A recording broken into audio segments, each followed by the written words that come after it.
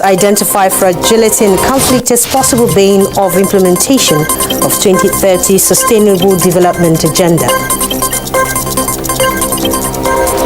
Federal High Court Abuja dismisses certificate forgery allegation questioning the eligibility of Edo State Governor Godwin Obaseki's participation in September 2020 election.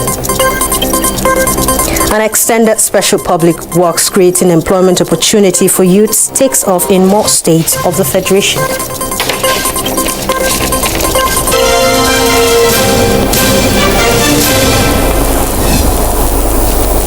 Now the news in detail. Fragility and conflict remain the greatest obstacles to the implementation of the 2030 Sustainable Development Agenda.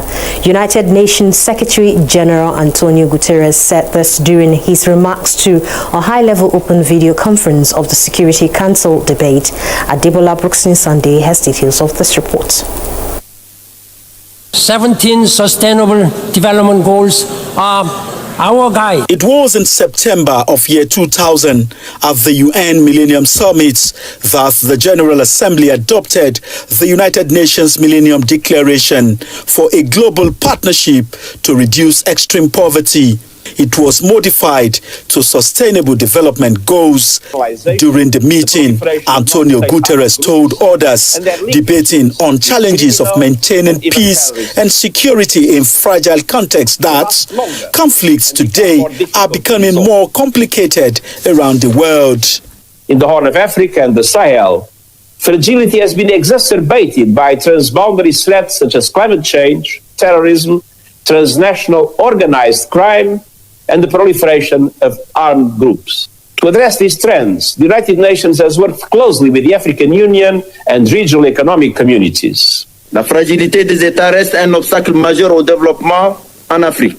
For the chairperson of the African Union Commission, Moussa Faki Mahamat, state fragility remains a major obstacle for development in Africa, and overcoming the challenge is an absolute priority for the African Union, which has adopted a number of policies to prevent conflicts and tensions.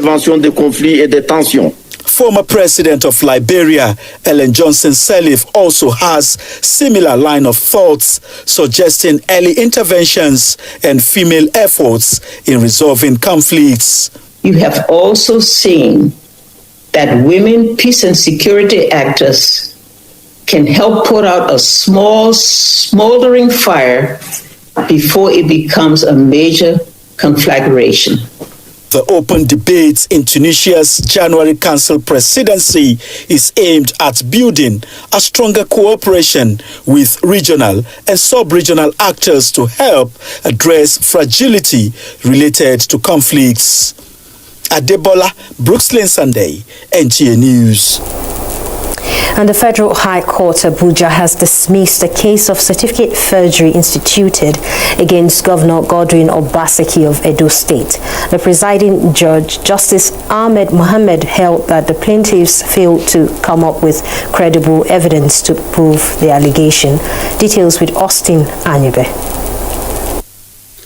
The All Progressive Congress had approached the Federal High Court to seek the disqualification of Godwin Obaseki from the September 19th election on allegation of false information given to INEC, informs EC9.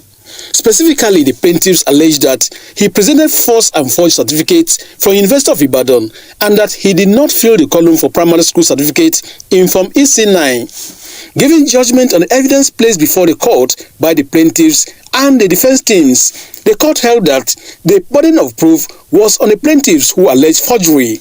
The court held that throughout the proceedings, no credible evidence was adduced to establish a case of forgery against the defendant.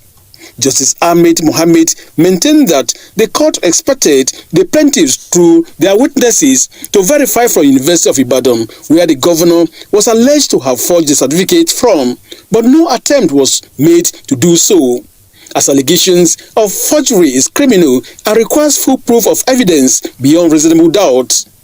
The presiding judge, however, agreed with the evidence given by the defense witnesses, particularly the Deputy Registrar Legal from University of Ibadan, who identified the degree certificate in classical studies acquired from the university in 1979. He described his evidence as direct, as it closed the matter and thereby dismissed the case in its entirety. We are quite happy and elated, and we hope that this will put to rest this issue of certificate saga that is resuscitated every electoral cycle. Because it's been on 2016, they did the same thing. Anytime Obaseki raises his head to contest an election, they raise up the issue of certificates. Efforts to speak with the counsel to the plaintiffs proved abortive. From the Federal High Court, Abuja, Austin Anyebe, NT News. Meanwhile, Edo State Governor Godwin Obaseki has hailed the ruling of the Federal High Court Abuja on the certificate forgery case brought against him by the All Progressives Congress, APC. The governor in a statement said the judgment is a triumph of the rule of law and a testament to the fact that truth would always prevail. He said the verdict of the Federal High Court delivered by Justice Ahmed Mohammed is well received and a victory for the rule of law, while expressing his happiness that justice and truth have prevailed. He noted that the verdict confirms once again that Edo people were well guided in trusting him to lead them in the September 19 governorship election, promising to continue to prioritize the development of the state. The governor expressed his profound gratitude to the judiciary who have stood for truth and justice, the President of the Federal Republic of Nigeria, President Muhammadu Buhari, leaders and members of the People's Democratic Party, PDP, and the good people of Edo State and all Nigerians. Now, Nigerian youths have been told to key into all the available youth programs provided by the federal government as a measure to reduce unemployment in the country. Minister of Youth and Sports Development said this at the flag-off ceremony of the Extended Special Public Works program at Akinyele local government area of Oyo State.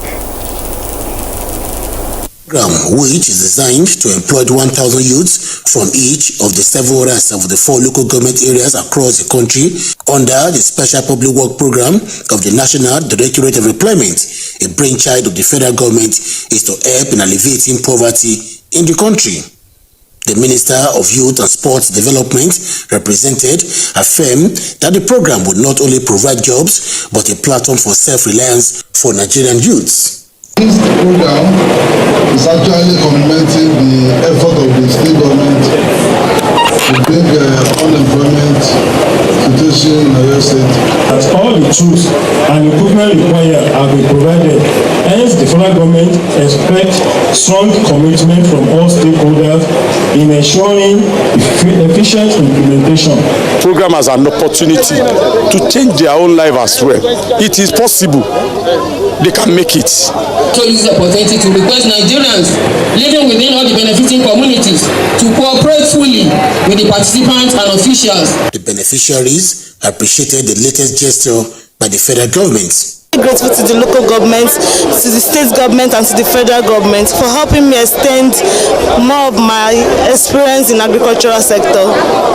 Implement that has been given to me apart from this digger will help me to hasten my work. Each of the beneficiaries will earn 20,000 naira monthly for 3 months as stipend for the stopgap jobs. And 21,000 youths in Anambra State are to benefit from the 774,000 jobs of the Extended Special Public Works program of the federal government. Chinyere Fesi Okoye reports on the flag-off of the exercise in Awka South Local Government Secretariat. Aimed at cushioning the impact of COVID-19 pandemic and engage the nation's teeming unemployed youths on ad hoc jobs in different spheres of life, the program is targeted at youths between the ages of 18 to 35, and it is expected that 1,000 youths will benefit from each of the 21 local government areas in Anambra State.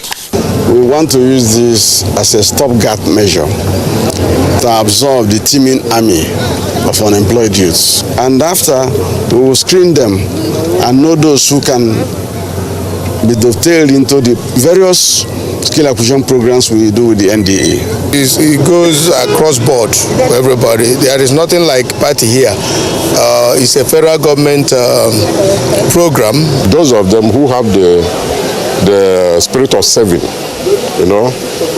can make little savings and start something out of it. So the most important, significant aspect of this job is the involvement of people who never knew that at a point in time government will ever remember them. Following the official flag off, the beneficiaries in company of the Minister of Labour and Employment, Dr. Chris Ngigi, representative of Anambra State Government and other stakeholders, demonstrated part of what is expected of the youth in the next 3 months with a pay package of 20,000 naira each monthly as stipend, in addition to the working tools provided by the federal government.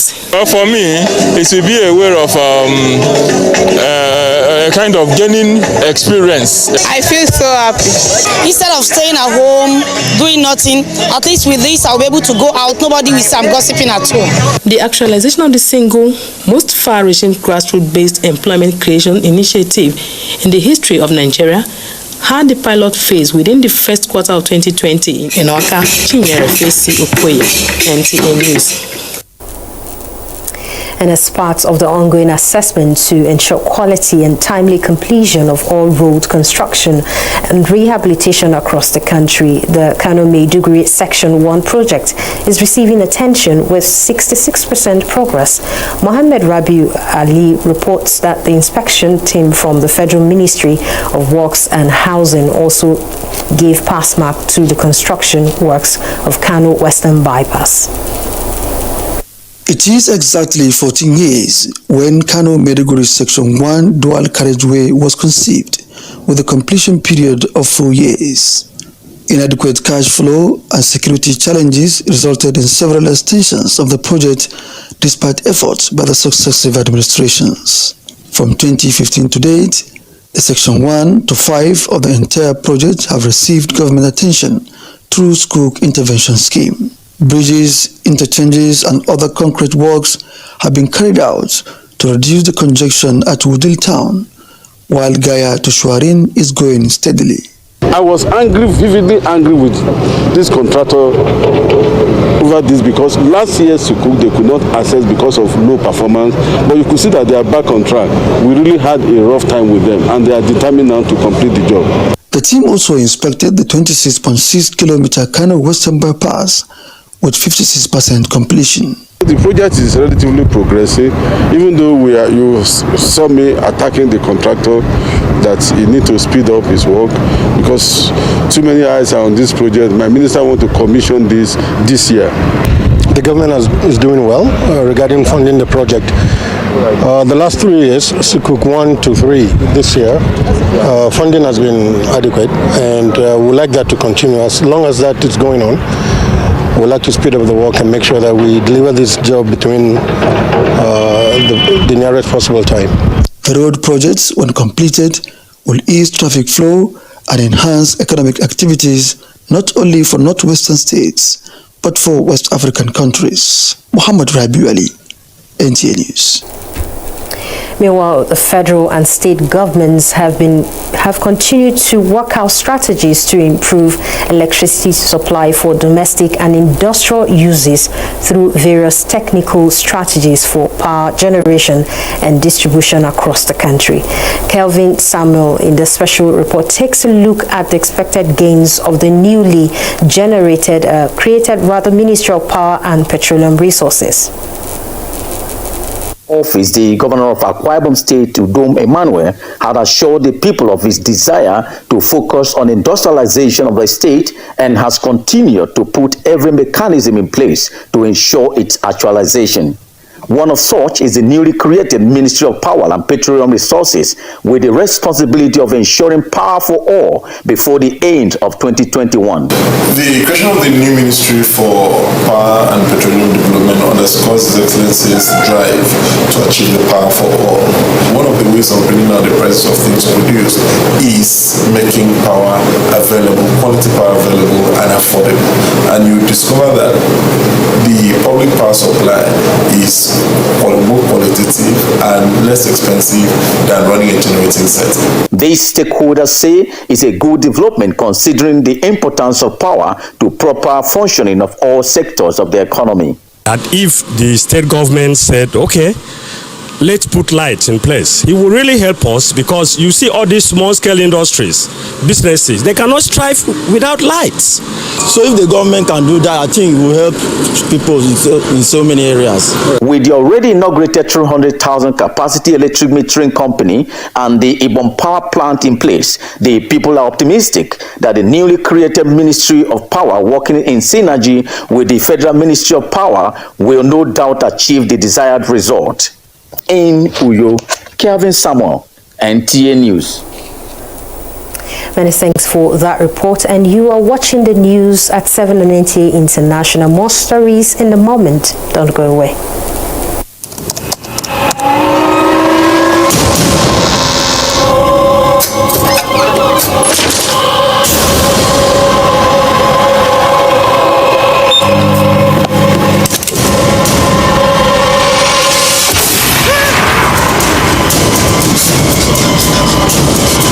Experience unlimited super-fast internet access from Entel 4G.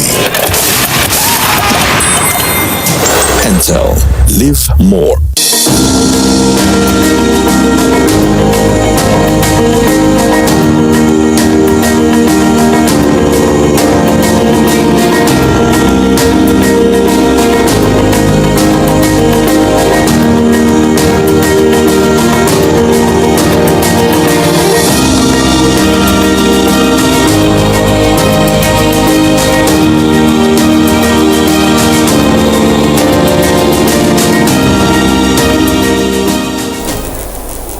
Welcome back. Now, Governor of Sokoto State, Aminu Tambuwal, has extolled Governor Wike for delivering on his promises and providing good governance to the people. Governor Tambuwal spoke at the inauguration of the reconstructed Forces Avenue, Olumini and Harley Street at the old government residential area of Port Harcourt. Ogedi Onyekwere completes the report. The reconstructed Forces Avenue, Olumini and Harley Streets are part of the urban renewal program of the Rivers State government. The roads are previously not more than 6.5 meters and 7 meters wide, without drainages and street lights as well as walkways. But with the reconstruction of the Forces Avenue, Olumini and Harley Streets, the roads are now dual carriageway with a width of 15.3 and 15.3 meters respectively, and built with drainages. Governor Wike says the Rivers State government will continue to improve the living condition of the people through the provision of massive infrastructure. You need more roads will come to you. Because I want my state, I want the capital of the city to look like other capitals in the world. And that is what I want. Governor of Sokoto State, Aminu Tambuwal, and the national chairman of the People's Democratic Party, Prince Uche Secondus, extolled the leadership qualities of Governor Wike, whom they said has continued to justify the confidence reposed in him through the provision of good governance. We are all doing our best to deliver on our promises and to provide good governance. We must continue to do that, not only to justify the confidence of the people, but also as a mark of gratitude to God Almighty. You are one of the shining lights and leader of our party, because your good works speaks for itself. They enjoined Rivers people to continue to support him. In Port Harcourt, Ogedi Onyekwere, NTA News. At the National Command and Control Center of the Nigerian Police Force, known as C41, is embracing the use of cutting-edge technology in the fight against crime and criminality. Francis Form reports that the center recently unveiled a free emergency call alert app for citizens during emergency situations in any part of the country. Here's the report. This is the two-story building inaugurated by President Muhammadu Buhari in December 2019 to house the Nigeria Police Force National Command and Control Center. And this is what goes on inside. Convergence of command, control, communications, computer and intelligence. It is all about using technology to transmit information. Operations in this center is real-time as live feeds are processed through the body and inbuilt mobile cameras installed on patrol vehicles linked to the control room for prompt action. Because from here we can look at the trend of events and engage in what we call predictive policing. We can analyze data and predict future trends and plan effectively. Also, the application recently developed by the center can activate and request the presence of police personnel while in distress. And from this command and control center, we can manage all manners of emergencies, crime incidents, and all forms of disasters, including both natural and man-made disasters. The center's operations are linked to the 36 state police commands and the FCT, just as it also monitors the activities of criminal elements on social media handles for necessary action. In Abuja, Francis from NTA News. Our U.S. sets new records with nearly 290,000 COVID-19 cases in 24 hours, just as Indonesia air passenger plane carrying 62 passengers found near Jakarta coast. Details with Joyce Ometu on Global Update. As the second wave of COVID-19 continues its spread in Nigeria, the country on Friday saw one of its highest coronavirus-related deaths, with 12 people dying in one day. Another relatively high figure of 1,544 new cases were also recorded, bringing the total number of infections to 97,478.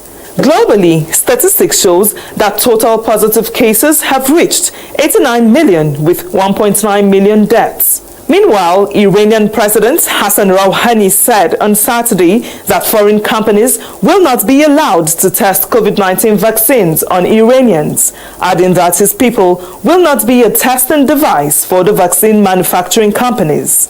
In UK, the Queen and Duke of Edinburgh have received COVID-19 vaccinations. The 94-year-old monarch and her husband were vaccinated on Saturday by a household doctor. The source added that the Queen decided to let it be known that she had the vaccination to prevent further speculation. From the United States, we hear that the country registered nearly 290,000 cases in a span of 24 hours. The country also recorded 3,676 deaths the same day. In other news, Twitter has permanently suspended the account of Donald Trump, citing his repeated violations of the company's rules and risk including the further incitement of violence. It comes amid a big tech purge of the online platforms used by President Trump and his supporters. In another development, a passenger plane with an estimated 62 people on board has gone missing shortly after takeoff from the Indonesian capital.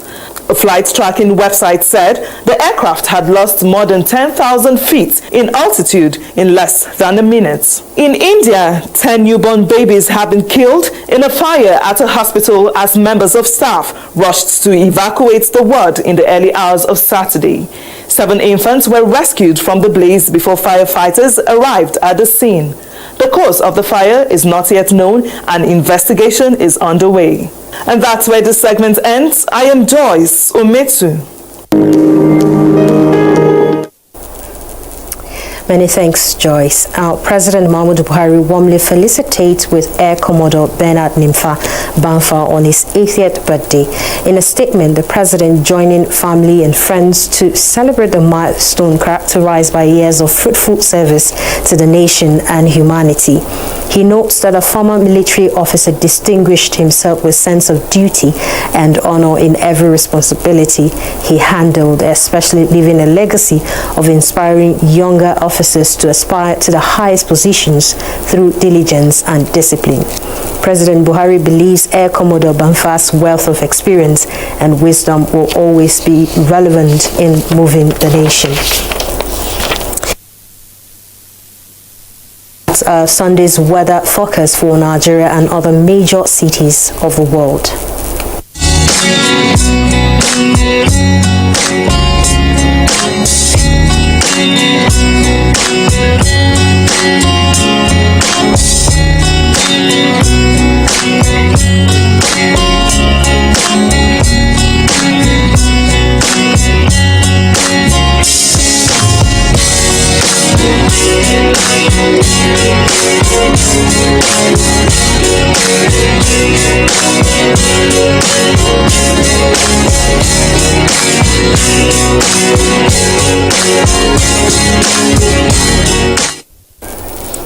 That's the news at this time. Many thanks for watching. I am Comfort Amadu, and connect with the NTA to stand against rape and rapists. And stay safe.